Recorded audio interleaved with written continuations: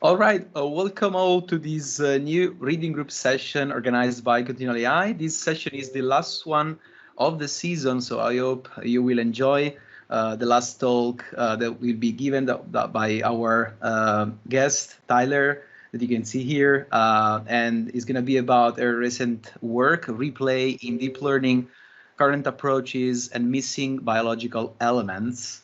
And I'm really excited to hear about this paper, which I think it's really interesting for us in continual learning because it tackles these important, let's say, insights and talk about those and about the importance of replay even in biological systems because we know that in machine learning and continual learning, replay is the most effective up to date, I would say, method to combat and to face forgetting.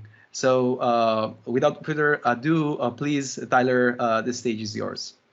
Awesome. Thank you so much. And thanks for the invite, Vincenzo. I appreciate it. So I'm happy to present our work today. Like Vincenzo said, we'll be comparing replay in the brain to replay in deep learning. So the paper title is Replay in Deep Learning, Current Approaches in Missing Biological Elements. I want to give a shout out to my co-authors. I'm not sure if any of them are here today, but this work wouldn't have been possible without their expertise as well, so I want to make sure to acknowledge them. The paper was recently accepted in the Journal of Neural Computation as well.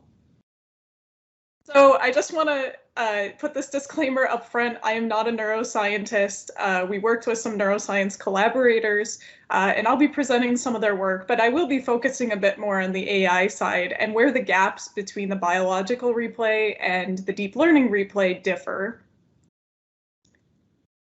You know, most of us are here because we have some interest in continual learning. We know that humans and animals can continuously learn throughout their lifetimes, and they don't catastrophically forget previous knowledge.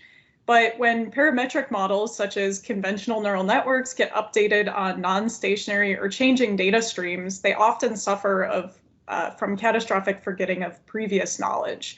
And this results from the stability plasticity dilemma, where the network must keep some of its weights stable in order to remember previous information, but it also has to maintain plasticity to be able to accommodate or learn new information.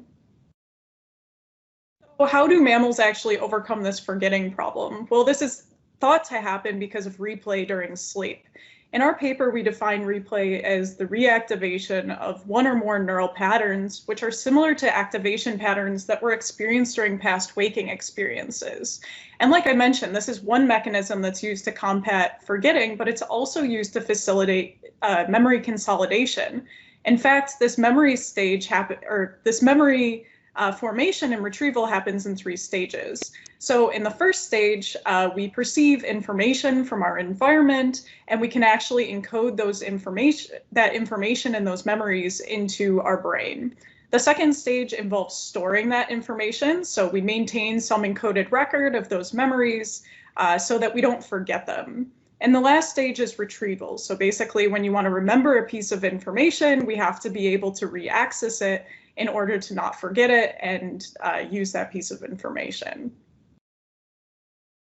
So this is related to the complementary learning systems theory of the brain. So basically, complementary learning systems theory deals with these complementary learning systems where we have 2 networks that each serve a distinct functional role.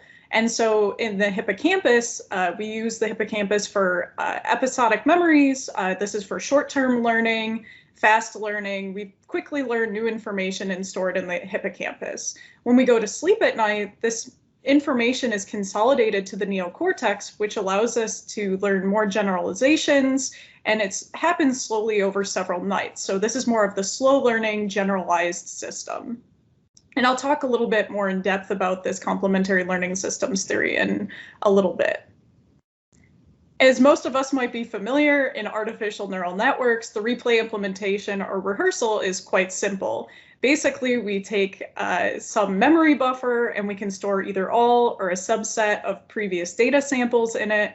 And then when new data becomes available, we basically can combine the new samples with those old ones and fine tune our neural network on this combination of data. So I just want to kind of talk a little bit more in depth about what these architectures look like and where some of the differences exist before I dive more deeply into the biological side and the artificial side. So on the left here, I have a cartoon kind of depicting what happens in biological neural networks. So you can see that given inputs from our environment, the awake activity I've denoted in black and the replay activity I've denoted in red. So these inputs get processed both by the cortex and by the hippocampus. And basically, they go through these systems before producing outputs or making inferences about the environment. And you can see here that the red lines are actually happening almost among every single network that's available, right? So we have replay happening from the primary cortex, secondary association from the hippocampus, and you can also see that replay is happening within these networks themselves, right? So there's a lot of replay happening both independently and concurrently amongst all of the different networks. The analogous diagram for artificial neural networks kind of looks like this 3-layer network diagram, where basically, during waking hours, inputs are just pushed through each of these layers before producing us an output. And I kind of break replay down into 2 types. So in the middle diagram here, I have what we call veridical memory. So you can either have a veridical memory buffer or a generative memory buffer. And basically what I mean by veridical is that we're storing raw pixel data. So if you were performing image classification, you would be storing raw image samples in a memory buffer. And then basically those samples, like I said, they get mixed with new data before updating the network. So you can see that replay is only happening out of this one source and basically being pushed through to produce outputs. Feature memory buffers work kind of similarly, except instead of storing raw pixel data, maybe you store some representations or higher level feature maps from within, say, a convolutional neural network. And this could be generative as well, or it could just be storing those raw feature maps directly. So some of the biggest differences, like I mentioned, are that deep neural networks are mostly just focused on replaying from a single layer. There has been some work to replay at multiple layers, but that's a huge difference. And you see that replay isn't really happening within those layers themselves. It's mostly just happening at some earlier layer and then pushing through to produce outputs. Another thing that's a big distinction is that, the memory buffers in artificial implementations are sort of analogous to how the hippocampus is thought to function within the role of complementary learning systems theory.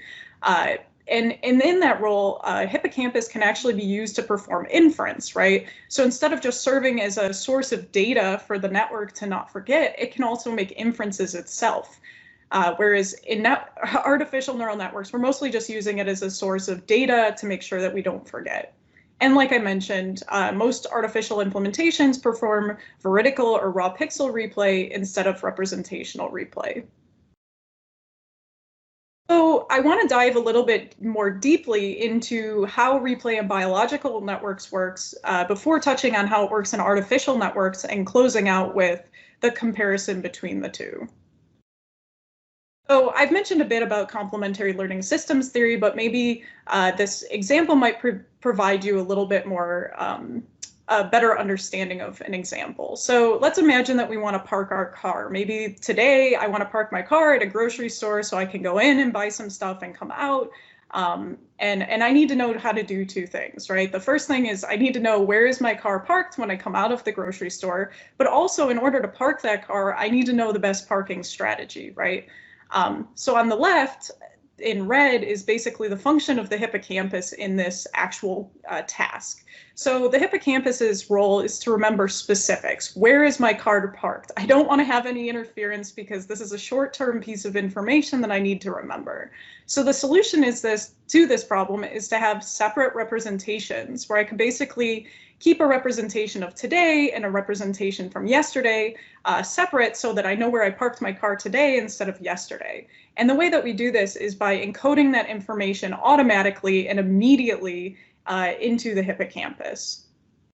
Now, on the flip side, the neocortex is better at extracting generalities. So basically, we want to know what is the best parking strategy, right? I don't want to get my car hit, things like this. So in order to come up with a parking strategy, we need to be able to accumulate experiences throughout a longer period of time. And the solution to this is to actually have overlapping representations, right? So you could imagine that maybe I parked somewhere last week and it's kind of a similar situation now. So it's better for me to share representations within my brain to actually learn generalities and be able to perform that task much better in the future. So the neocortex learns more slowly, where information is being integrated over several days instead of being encoded immediately. And this is more of a task-driven type learning. So as you can imagine, these two functional roles of these two systems are quite distinct from one another, and they're optimized for different functions. I mentioned a little bit earlier that in order for the hippocampus to consolidate knowledge to the neocortex, this mostly happens when we're asleep at night. So I'll kind of break this into two sleep stages. I know that there are several others, but if we just consider non-rapid eye movement sleep and rapid eye movement sleep, we can see that throughout the night, we cycle throughout these two different stages that actually have two distinctive roles. So at the beginning of the night, our non-REM sleep stages start quite long, and they actually get progressively shorter as the night goes on, whereas REM sleep stages start very short at the beginning of the night, and they get progressively longer as the night goes on. The role of non-REM sleep is thought to be the consolidation of declarative memory, so basically hippocampus consolidating those encoded memories to the neocortex, whereas the REM sleep is promoting the organization of internal representations through synaptic consolidation. So in the diagram down here, you can basically see during waking hours, we're encoding some new knowledge. And then as time goes on throughout the night, we sequence or jump back and forth between non-REM sleep and REM sleep, where we have active system consolidation and synaptic consolidation. In artificial implementations of replay, we mostly just talk about this notion of replay. We don't talk about different kinds with respect to how it is actually functionally being performed, right? It's usually just gather some data, either from a generative network or from my memory buffer, and then update my network on that data. However, in biological systems, there's actually several different types of replay. So there's faster replay, which can help us reorganize and strengthen memory traces. And most of these types of replay are enabled by the fact that replay in biological systems is temporally connected, right? So there's this temporal nature, in my waking experiences, I'm acting throughout time, so I have some temporal notion of this. And when we go to sleep, faster replay means that those temporally linked memories are actually being played at a much faster time scale. Partial replay allows relevant memories with shared components to be blended, which can result in improved generalization. And basically what I mean by this is that, those temporal memories, maybe we don't want to replay the whole thing, maybe we only replay part of it, or maybe we combine different memories together in order to facilitate improved generalization within the network. And the last one is reverse replay. So this one can really only happen if we have some temporal nature where we basically can reverse the actual replay itself. This can actually be implemented in reinforcement learning, and it's usually modulated by the reward function. So in addition to actually replaying data, we have to choose what should be replayed. You can imagine that we don't spend our entire lives sleeping, right? We only spend maybe 1/3 of each day sleeping. So to get the most out of the computational efficiency of that, we have to selectively choose some examples to replay. And this is mostly related to selective and partial replay. However, those memories usually do not replicate the exact waking experiences. So basically, if I'm only selecting some subsets of memories or selecting some subset of the actual temporal nature of the memory, or selecting different memories themselves, then this is not going to be an exact replication of what I saw during waking experiences, which probably helps us generalize. But this is actually still an open question in biology, is which experiences are actually replayed. There's been some work recently to try to understand this better, and some people have hypothesized that weakly learned information is selected or prioritized for replay. That was performed in 2018. It could also be modulated by some type of fear or a reward factor, and these could be implemented in things like reinforcement learning, or even selected based on similarities. So maybe I have some piece of knowledge that I want to encode, but I see that it's very similar to something else that I've learned. So I could select memories based on that similarity. So in addition to how I mentioned that selective replay is still kind of an open question in biology and neuroscience, there's actually several open questions. And I'm just going to list a few here, but I'm sure, there are several others. What are the origins and functions of replay during sleep? Like, where does it originate and what is it actually doing besides memory consolidation? What is the meaning of this replayed activity, right? I mean, many studies are suggesting that it's more than just a simple combination of past activities to prevent forgetting. And then, like I mentioned, related to selective replay, which memories actually are selected and how are they selected is actually still an open active area of research. So that was just kind of a brief overview of how replay actually functions in biological networks when we sleep. And now I'm going to kind of switch gears and talk a bit about how it's been implemented in artificial networks and the different applications that it's been applied to. So in my opinion, there's kind of three main strategies for implementing replay in artificial neural networks. So the first is what I call cumulative replay. Basically, this is the cheating, obvious solution, right? We progressively grow the data set and we store everything in a memory buffer. When new data becomes available, we basically can mix all of that old data with the new data and update the network. This will for sure mitigate forgetting because you're basically just storing and updating on all of that old data. But as you can imagine, it's extremely inefficient. The compute time for updating on everything is really slow. And this requires a lot of memory just because you have to store all of those old samples. So people have tried to make this more efficient by kind of going down these two different avenues. The first avenue I'll call partial replay, which is different from the partial replay in the biological network section, so I apologize for that. But basically what I mean by partial here is instead of storing everything, let's only store a subset of the previous data. So you could either store examples explicitly, or you could store representative prototypes of your data distribution. And then when new data becomes available, you basically only update with that set of stored prototypes. So this is a little bit more memory and computationally efficient because you're not updating on everything all of the time. The third one that's sort of the most interesting here is generative replay, which sometimes is referred to as pseudo-rehearsal. So basically you have a discriminative network and some type of generator, such as an autoencoder or a generative adversarial network, and that is learning how to encode previous data or reconstruct previous data. So you can imagine that if I learned cat and then dog in the past, and now I want to learn bird, my generative model has been trained to be able to reproduce me examples of dogs and cats so that I don't forget them. Each of these strategies comes with their own pros and cons. Partial replay, as you can imagine, it's super simple to implement, right? Just grab some data, put it in a memory buffer, and then just go about my merry way, updating my network in the standard way. And this has demonstrated success in many settings. I'd say this is probably the most popular strategy for mitigating catastrophic forgetting for like supervised classification and even some other problems.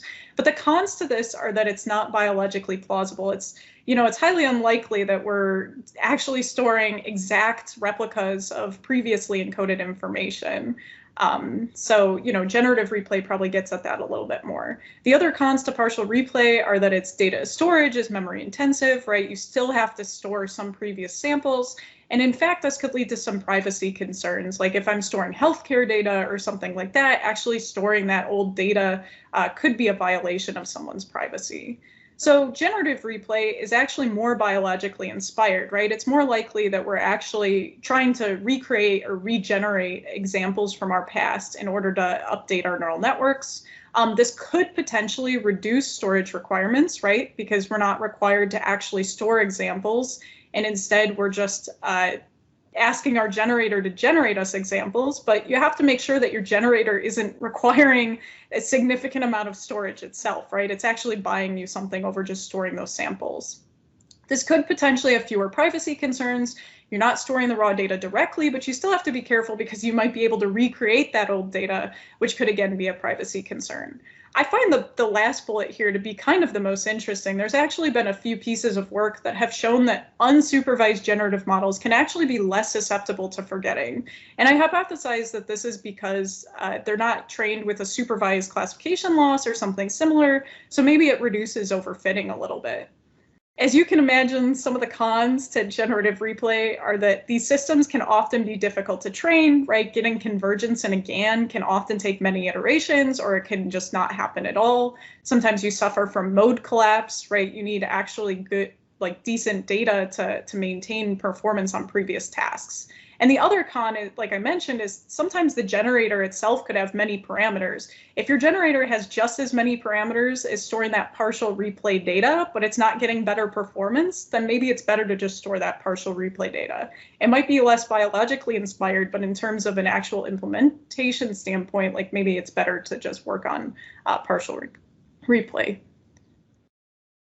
So I kind of mentioned this notion earlier, but I want to touch on it again. So this notion of veridical versus representational replay. A lot of people right now are just using raw pixel level inputs, right? Let's just store a couple old images, and then when new images become available, we mix them together.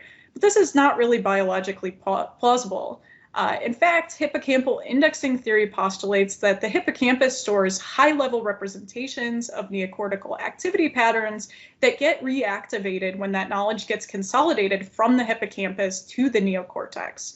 So maybe it's more likely that we're storing some high-level CNN feature maps or something much further down in the network instead of something at the pixel level. And I've kind of taken a lot of recent algorithms and kind of divided them into these 4 separate categories. This is specifically for the supervised classification problem, but I think it's kind of interesting to look at the color breakdown on this chart, right? So I've denoted raw replay methods in gray and blue, where the gray ones store raw pixel inputs and the blue ones store high-level CNN representations. And on the right, the generative replay methods have also been broken down in the same way, where veridical replay is in green and representational replay is in red. So, you know, a lot of us might be familiar with methods like iCarl or gradient episodic memory. And so you can see a large body of work has focused on raw veridical replay. There were several concurrent works last year, our Remind paper, this AQM and AR1 star that all kind of focus on replaying latent representations in a network. And similarly, there's been a couple of papers that focus on doing this in a generative way, which is sort of interesting. So as I mentioned earlier, right, we're not asleep our whole lives, which means we have to select what to replay when we go to sleep. The same can be true for artificial networks, right? It's more computationally and sample efficient to only have to replay some previous examples, and it could actually improve model performance if those samples are chosen in some unique way, right? So in all replay approaches, the agent must decide what it wants to replay, and perhaps this could lead to better sample efficiency and improved model performance. I would say uniform random sampling is probably the simplest, and it's a pretty popular technique, but there has been a body of work that has been exploring other more interesting selective replay techniques. A lot of these are based on network uncertainty, so if my network is highly uncertain about some examples, it probably needs to look at those again before it forgets them. But some of the more interesting approaches have been things like the distance to a decision boundary. As you can imagine, if I have a sample that's lying on a decision boundary, then it might be getting confused between 2 classes, so it's highly likely that that could help us improve our generalization by replaying that to the network. There's also been some work looking at the level of interference, right? So if updating my network is really going to interfere with this one sample, maybe I should make sure to replay that sample along with the new batch. If selective replay is something you're interested in, I will shamelessly plug that next week at the CVPR workshop on continual learning, we have a paper that explores selective replay for the problem of continual analogical reasoning. And the last thing I kind of want to mention is that selective replay has been a super critical component in reinforcement learning. A lot of papers are using things like prioritized experience replay to determine which samples would give them the best policy, or something like hindsight experience replay. Oh, I know I talked a lot about supervised classification in the last few slides, but I do want to highlight that within the last year or two, a lot of people have been focusing on mitigating catastrophic forgetting in problems beyond supervised classification. And it's actually been applied in several areas. I've bolded the ones that our lab specifically has worked on, like classification, visual question answering, object detection, analogical reasoning. But there has been a lot of other work on things like language learning, semantic segmentation, robotics, and even reinforcement learning. So that's kind of my high-level overview of how replay operates in biological systems and how it operates in artificial networks. So now I kind of want to put the two head-to-head, right? What does it look like when I compare these on specific criteria, and where are we kind of missing the gap in the deep learning literature? Kind of want to highlight the replay mechanism, what its hypothesized role in the brain is, and how it's been implemented or used in deep learning. So the first one is that replay includes the contents of both old and new memories. The obvious role of this is to prevent forgetting, and I think a lot of us understand that the solution to this is to basically interleave new data with old data. Next one relates to the selective experience replay problem that I mentioned a couple of minutes ago. So only a few selected experiences are replayed. This leads to increased efficiency, right? That way we don't have to sleep our whole lives and we can actually learn some stuff from just sleeping for some fixed duration. And this can actually increase efficiency in deep learning as well, right? If we don't have to update on everything and we can selectively choose what we update on, that can increase efficiency as well. And this is related to a lot of the subset selection literature. Another one relates back to that original diagram that I showed where I compared biological implementations with that little cartoon diagram to artificial implementations. And basically we saw that replay was observed at both the sensory and the association cortex, right? Replay in that diagram was happening at every single layer concurrently and independently. And this allows for the integration of memories into the hierarchical structure within the brain. In deep learning, some people have started to use representational replay of higher level inputs, but I would argue that there's still a gap, right? We're still not replaying it like every single layer in the network. We're not replaying within layers of the network. So this still operates quite a bit differently. The next one is that replay is spontaneously generated without external inputs. What I basically mean by this is that, we're not storing exact waking experiences, right? Replay is happening while we're asleep, so it has to be generated within our brains somehow. And this enables replay to be happening without explicitly stored memories, right? We're able to generate something for ourselves so that we can encode and then consolidate that knowledge. This is related to some of those generative networks I mentioned, like autoencoders or generative adversarial networks, where basically we can take some type of randomly generated vector or input, push it through the generative model, and it produces us some sample that we can then replay to the network. Another interesting one is that replay is different for novel versus non-novel inputs, right? So this allows us to weight which memories are replayed by novelty in the brain. And I think that this is kind of a component in deep learning that's largely ignored. There have been some works that weight new samples versus old samples a little bit differently, but I think a lot of us just weight replay data exactly the same as we weight the new data. So it's largely the same. Another one relates to the biological notion of partial replay, where it's basically not an entire experience, right? We have some temporal memory that happened over some duration of time, and maybe we're only going to replay part of that memory, or maybe we're going to combine part of that memory with part of another memory.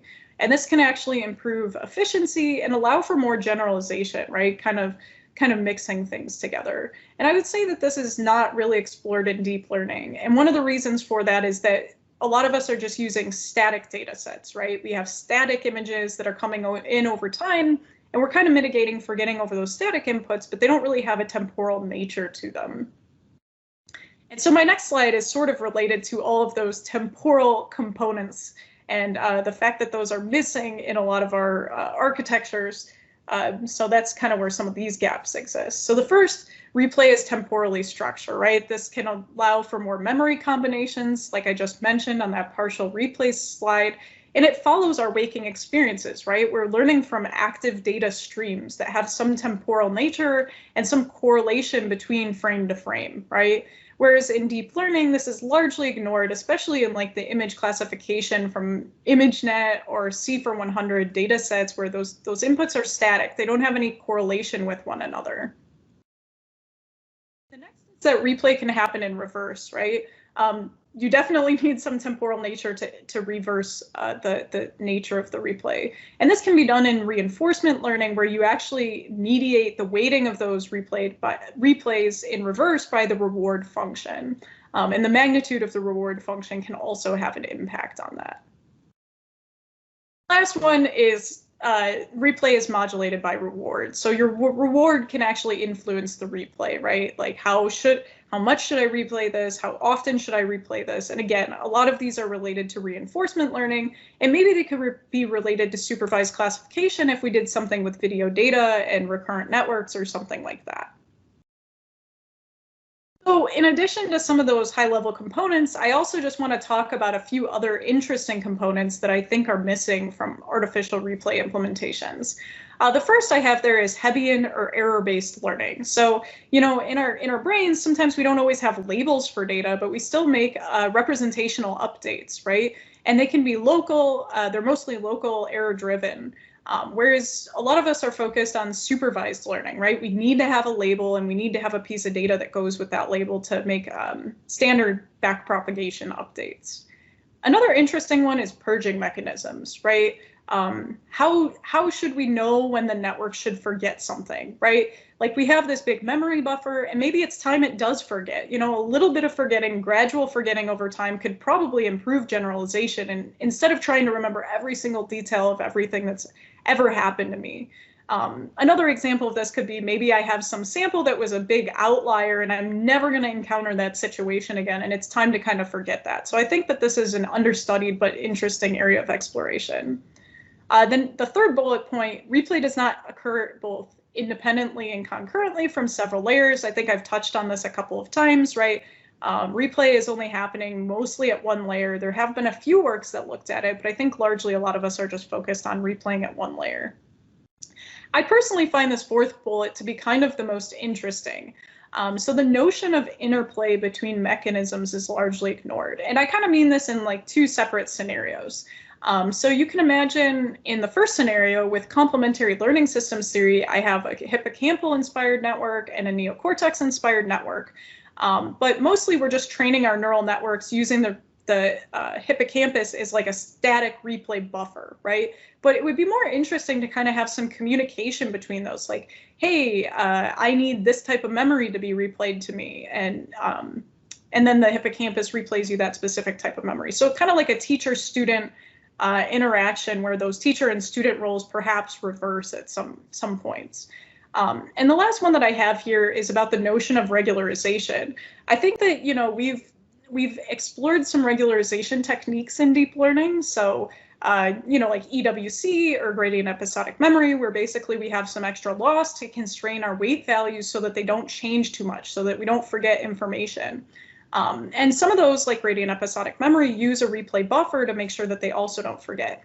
But those two mechanisms are largely operating independent of one another. But it could be more interesting to have like replay informed regularization or regularization informed replay. So that's kind of what I mean by this notion of interplay between mechanisms is largely ignored. And I kind of finally want to say that, you know, a lot of this presentation in our paper is focused on the complementary learning systems theory model of memory, but that is likely not the only memory model that our brain uses, and there are a lot more in the neuroscience literature.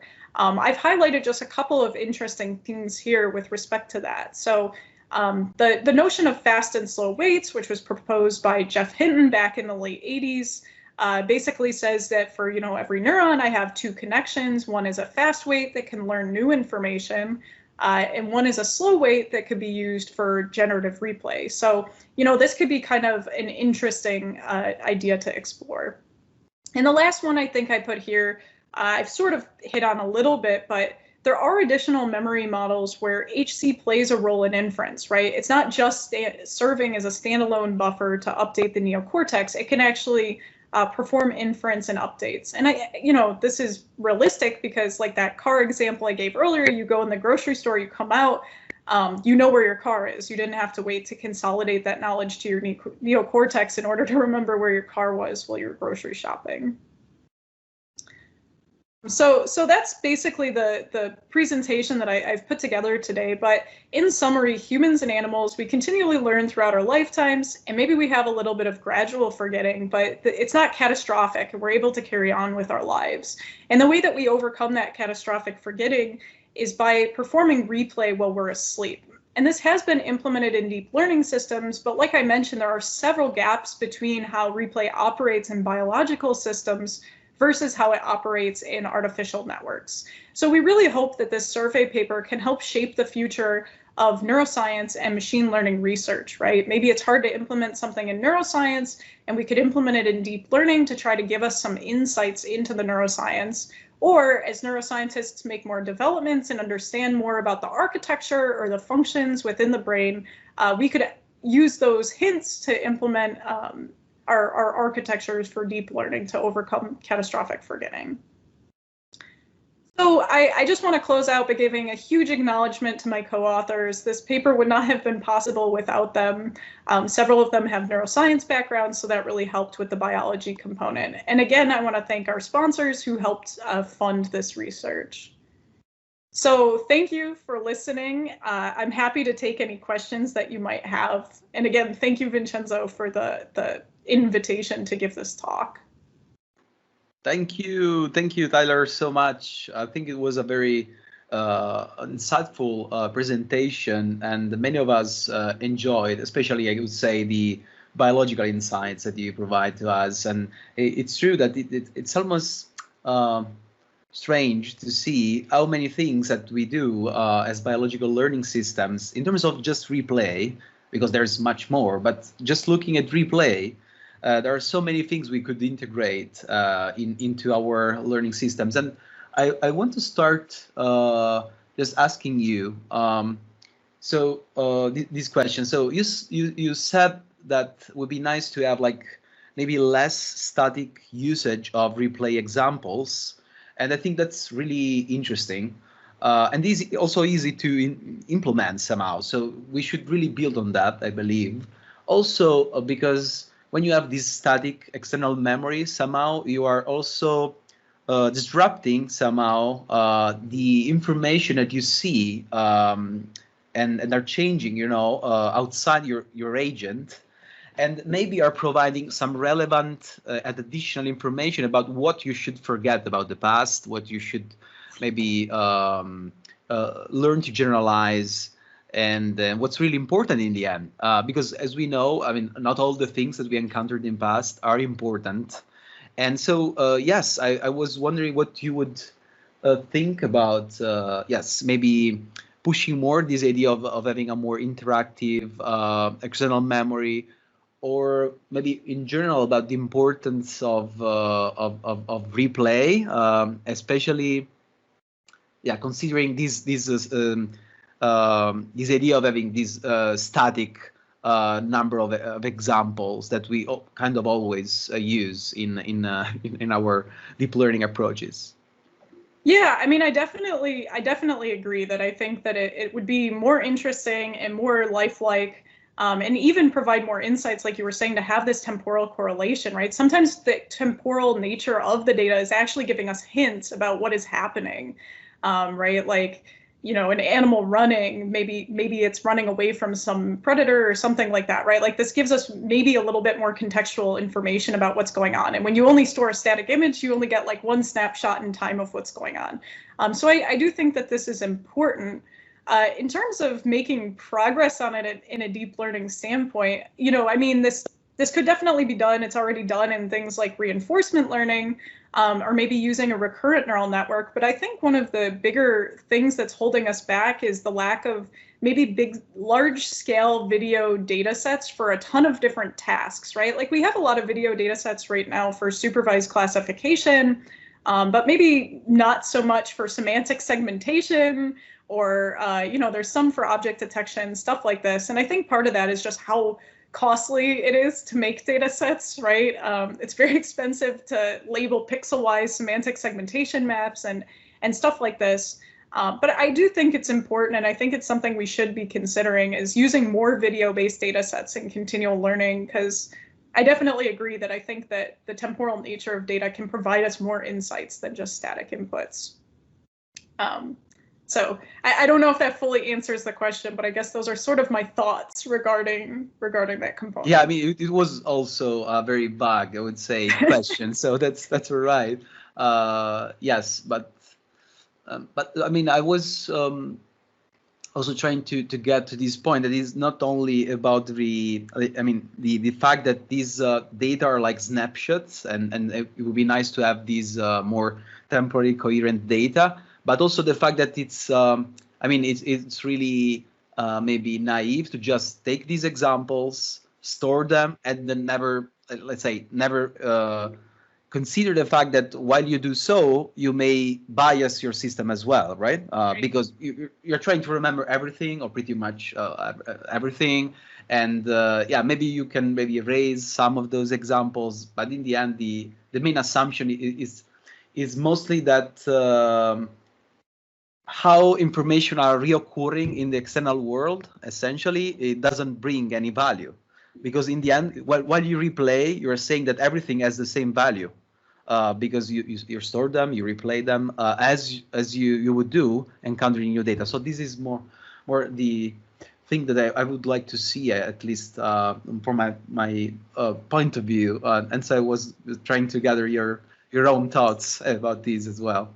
Yeah, and I mean, I think you raise a lot of good points, and I think a lot of, at least some part of what you said, I think is related to this notion of selective replay and also purging of the buffer, right? Like, I think right now, there's a couple of papers studying selective replay, but I really do think it's more important than that. And especially in a temporal nature, like selecting pieces of specific memories or specific parts of a video sequence that might be the most important for understanding the context of what's happening.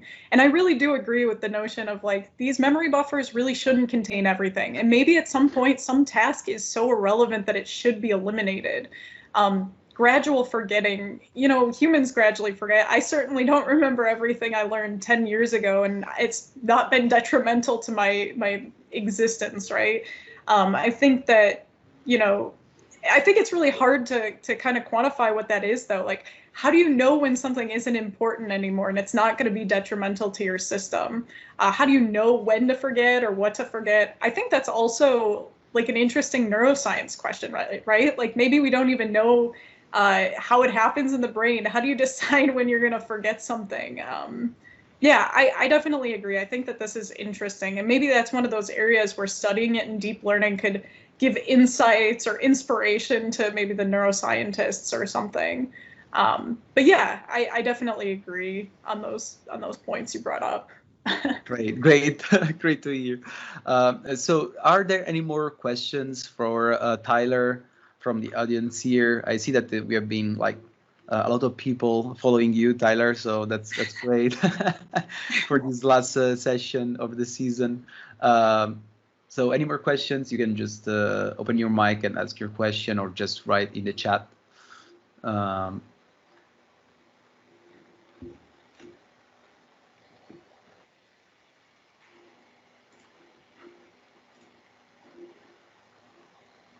It might have been a little bit of an information overload. Yeah, but I think that since we recorded this, it would be very useful for other people as well, looking this in YouTube, and also if you can share your slides, Tyler, that would be great. Yeah. As well. You can send them to me, and I can upload them on our forum, where we have a topic ready for continuing the discussion. Yeah, so if we don't have any more questions, I will. Oh yeah, we have one. Yeah, it might be a very basic one. What are your thoughts on replaying features? I think I've read two major papers. One was, I think, of adapting networks so that you can use features. And I think, I don't remember your paper exactly. I think the Remind one. was Yeah. also stored some abstraction. So like, where are we lacking, and why are we not seeing that in more papers, and how we could benefit from that? Yeah. So simple, like a basic question, I'd say. Yeah, I mean, I definitely think that this is interesting, right? And I think until about a year and a half ago, there weren't really any papers exploring this. And then all of a sudden, at the same time, I think about 5 papers went online that were like doing sort of similar things with this. I think that, I mean, for one, it's a little bit harder to replay features, right? There's a couple of open questions with that. So the first is like, where do you replay features from? Especially if you have a really deep network, right? You could replay features at the beginning, or you could replay features at the end. And it might be a little bit more costly to replay features at the beginning because you have to wait for all the computation to update all of those replay layers almost all the way back to the beginning. However, the benefit of this is that you get more representations that might be more adapted to later data, right? I think, you know, in our Remind paper, we kind of cheated. We did a pre-training phase, and then we froze the beginning layers so that we could basically just update the layers where our extraction of the feature was actually happening. I think Vincenzo was on a paper that instead of freezing it, they just kind of lowered this learning rate and did like a slow update of those earlier layers on new data. And maybe this is okay, right? Like earlier features in the network learn kind of basic features like edge bar detectors, Gabor filters. So maybe we don't necessarily need to be updating those heavily on new data. But I think, you know, some of the challenges are basically just like, if I'm only going to update part of my network, how do I get those initial features of my network to a point where they can actually be useful? And then just kind of deciding where to replay from, right? Like there's pros and cons, like I mentioned, of replaying further in the network or earlier in the network. So I think it's just a little bit more challenging. So people have tackled it a little bit less.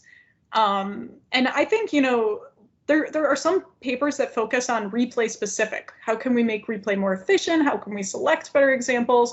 But I do think a lot of papers are also just using replay in conjunction with other mechanisms, right? I'm like, maybe I'm really interested in focusing on the synaptic plasticity, the regularization type methods. And, you know, I'm more interested in spending my development time on that. And I just kind of use this replay buffer as a little bit of a cushion to get me by, right? So those are sort of my opinions. Maybe it's just a little bit more difficult. It comes with several questions, but I definitely think it's more interesting. And I'm certainly excited to see if people start exploring this a little bit further. Yeah. Do you think playing like replaying features would give us some advantage on generalization?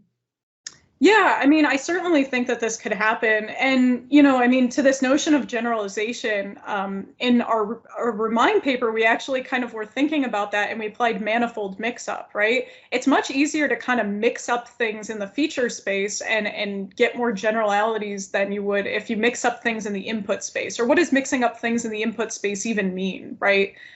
So yeah, I agree. It could help with generalization, maybe to some extent. Thank you. Yeah. Any more questions?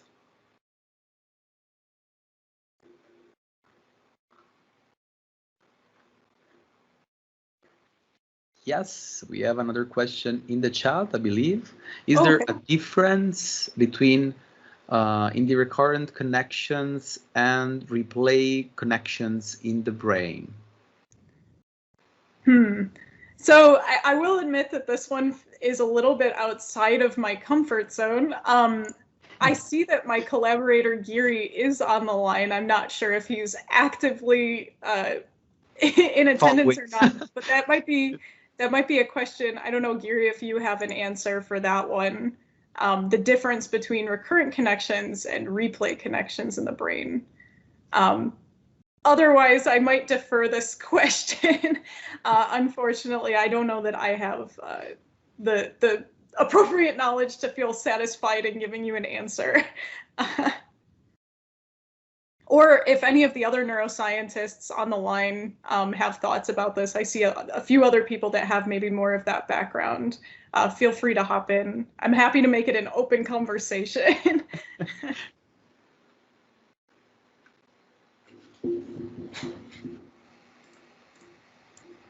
Okay, sorry, it's kind of slightly away. So this is Giri here. Hey, Tyler. Hey, It Gary, was a really thanks nice for talk. joining. So, what was the question? So, question about recurrent connections. Yeah. So yeah. So I think one of the things we need to understand is that I'm sorry, there's some background noise here. So normally, I think there is quite a bit of an architecture difference between the brain and the deep neural networks, right? Like so, I think the brain, if you were to think about it, it basically operates using spiking networks, which is very recurrently connected. There is a loose notion of layers, but not like a very strict one. So, in a sense, like I mean, so the replay in the brain is probably it's generated through different mechanisms than what you're currently being used in deep networks. So the recurrent connections there makes a lot of sense, but because of the architectural difference, I don't know if it actually translates to something in deep networks as such. One thing you might want to think about is like, the connection, things like Hopfield network. Hopfield networks are essentially attractor networks, and those are much easier to regenerate some of the inputs, and those can be thought of as replay. And so, so I guess the point I'm trying to say is that it's hard to kind of compare between the brain and the deep networks in a direct sense. So recurrent connections in the brain is very, very important. That's how they perform. I don't necessarily know if that translates to, what does it translate to in the deep networks where you don't have any such connections? Yeah, I think that's a good point as well. The nature of spiking neural networks versus the way that we implement like convolutional neural networks right now. Oh, we have another question. Any suggestion for a student new to continual learning doing my undergrad thesis? Sorry if this is way too bug. But yes, I think Taylor has a lot of possible insights about this. Yeah, I think this is a good question, right? I think that definitely my advice is follow the continual AI community. I think that what the continual AI community is doing with these reading groups, sharing papers all the time in Slack, opening question forums to ask questions with each other. I think that it's been a really good place to grow and kind of learn about that continual learning space, even if when you open up Google, it's just this infinite source of information. And I think that having this area where it's all kind of distilled into one place has really been helpful. Beyond that, I would say, like there's some GitHub pages, awesome incremental learning. They put a ton of papers. They put almost all of the new papers at all of the big venues all the time on there. And also, don't be afraid to look at old continual learning literature, right? This is not a new problem. It was explored in the 80s and the 90s, and then it was kind of not touched for a while. So, I would say, look at other communities, look at what other communities are doing, the data mining community, the computer vision, machine learning, all of these different ones. And don't be afraid to look at, some older techniques and stuff as well. But yeah, just stay in touch with the community, and attending talks has been hugely helpful. Even when I was starting out, I tried to find YouTube videos. I think at the time, iCarl had a YouTube video, and I was like, yes, like this is the best thing. So I would say that's largely helpful. Yeah, that's my advice. Yeah, absolutely. You'll find a lot more material that I guess Tyler had in the past and me. But yes, there are several interesting also research topics that it's are totally to be explored yet. So I think there's a lot of space for any new ideas. For example, starting from this investigation of replay. So you can take all these interesting ideas and insights that are not anywhere implemented in machine learning communities. So for example, partial replay, this idea of temporal patterns to be replayed, the impact of an interactive selection of patterns, all these interesting ideas. And yes, there's like few of us, I think, looking to all those questions. So I think it's a very interesting line of research. I mean, the continual learning field that is still going to grow, I believe, in the future. So it's a nice topic, I think, to have for your I think your master, well, even your undergrad thesis, but master and then PhD, if you will. I had another question. Yep. So it's regarding your Remind paper, although I don't remember it exactly because I read it last year. So from what I remember, it was like you were storing the like basically the images in some specific way, which gave you more like an advantage of storing more basically images. And then like I don't remember much, but like right now you mentioned you used manifold mix-up for that. And I remember reading the manifold mix-up paper, and it kind of advertised like the main benefit was it gave a regularization power because like it kind of separated like data points on the boundaries really well or something like that. So what were your like did you have a specific motivation for using that in the incremental setting, and could you like define how that would help in the incremental setting, like yeah, maybe give like more clearly something like that. Yeah, I mean, I don't necessarily know if we had more motivation from an incremental setting as much as we had motivation from augmenting features to get better generalization. So, I mean, in terms of in incremental learning, right, data augmentation can be good or bad.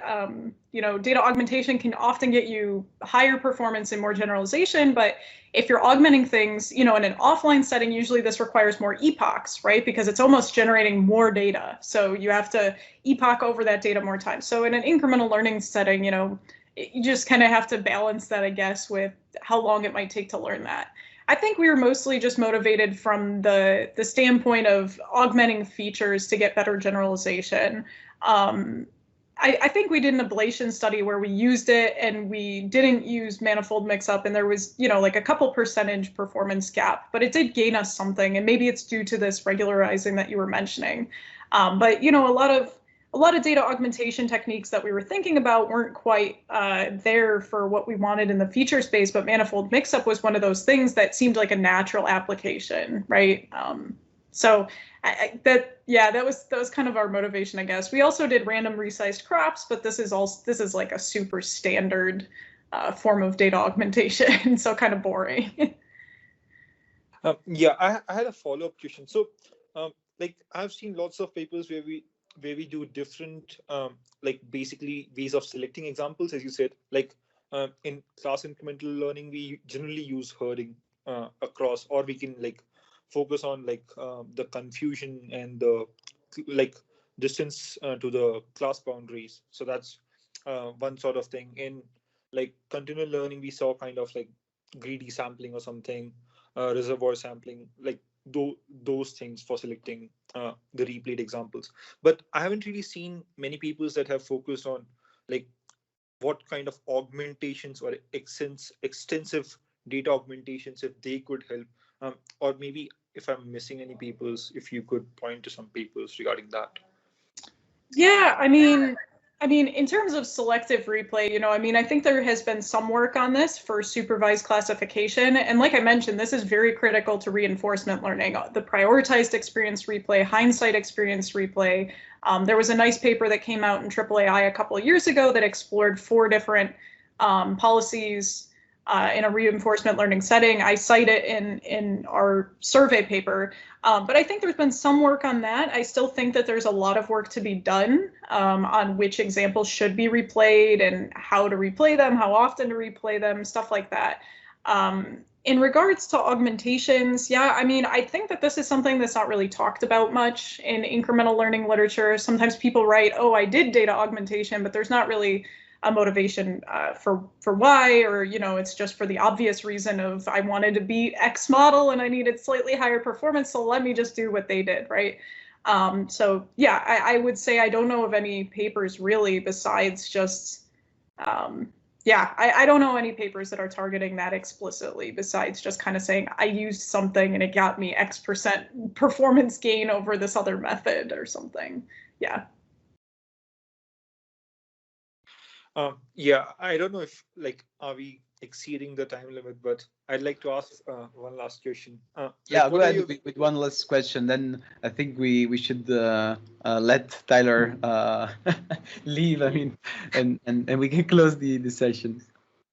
Yeah, so I don't want to be too critical because I'm only starting to learn all this stuff and just started reading about this stuff. But it seems like so we started with class incremental learning and then we moved to more continual and generalized settings. And there hasn't been there have been improvements, but there haven't been drastic improvements. So it's the slope of increase, or I would say the increase in performance, is kind of stagnating in class incremental methods. And I think the last paper that I saw which showed an increase was the Podnet paper, which shows increase in more small incremental steps. So then people tend to move more for to different settings, and they start inventing their own frameworks, or semi-supervised setting or unsupervised setting. So what are your views on that? So how does this work? So I'm new to research, so I'm trying to figure out how if something is kind of stagnating, so people just move to the other setting and see if things work in that setting better, and they invent their own settings. So if you could comment about that. Yeah, I mean, I have several different thoughts in different directions on this, I guess. The first thing is how do you quantify doing better, right? I think largely class incremental learning for the recent few years has mostly just been tackling forgetting, right? A lot of papers just use a forgetting metric and an average accuracy metric, and it's I want to make sure I'm not forgetting previous knowledge and that I can perform well on all previous data and all new data. And that's fine. I agree that I think that progress is starting to slow in the supervised classification regime with respect to the forgetting problem, right? We kind of know now that a big enough replay buffer can get you by and almost close the gap with an offline jointly trained model. But I will argue that there's a lot of room for improvement in other areas, right? This field of lifelong learning is supposed to be about in my broad sense, how humans learn over time, right? And there's a lot more to it than just forgetting. I mean, even the problem that Vincenzo was mentioning about gradual forgetting and how do you choose which things aren't important anymore, I think that's understudied. I also think that a lot of stuff about transfer and some of these things that relate to multitask learning, or how do you set up the tasks in a realistic setting, I think some of that stuff hasn't been touched on, right? And, I would even argue class incremental learning isn't super realistic, right? It's not super realistic that I'm going to learn all of the cats I'm ever going to see, and that I'm never going to see a cat ever again except from my replay buffer.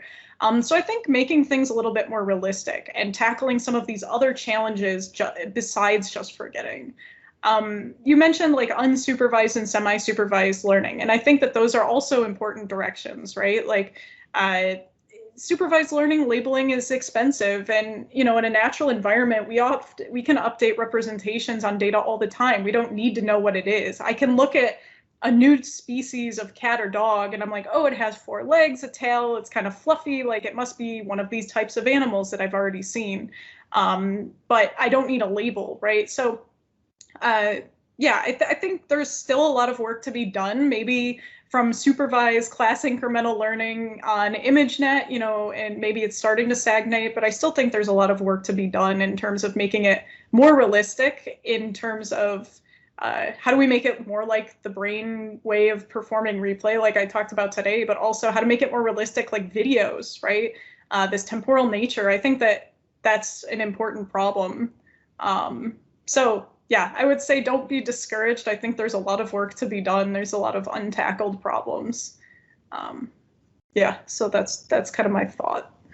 Yeah, I was just kind of I was trying to see how where are we coming from, and towards what path is the community going, so that I can place myself into it at a Yeah. Yeah, I would say don't limit yourself to class incremental supervised learning. It's a good problem and it's a fine problem to work out, but I think that there's other interesting aspects of lifelong learning that we haven't even started to touch yet. Yeah. Yeah, sure. Thank you.